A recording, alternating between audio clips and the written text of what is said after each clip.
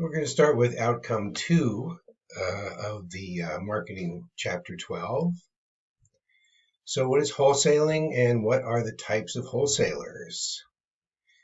So we're going to talk about what is wholesaling and what wholesalers do. So wholesalers are the channel members. They buy the finished products from the manufacturers and they sell them to the retailers.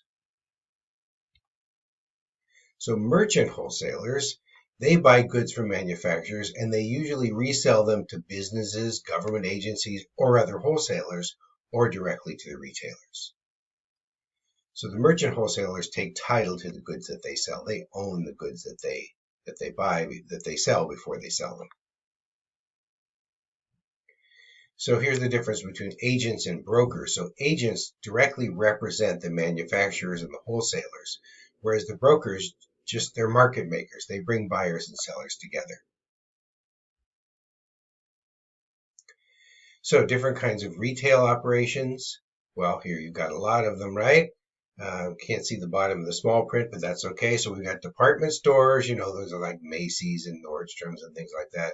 And then convenience stores, for example, the ones you find in gas stations or corner grocery stores. Supermarkets, Safeway and things like that. Discount stores are like Walmart and Target.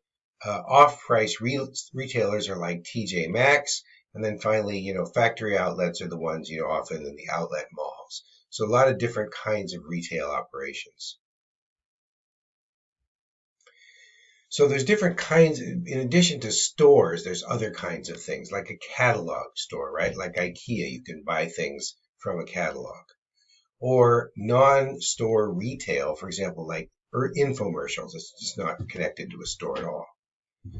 Vending machines where you put money in and get your whatever it is that you want out of the vending machine. They even have those for computer products, even some high-end computer products now. Direct selling, face to face. Sometimes it's in people's homes with like network marketing.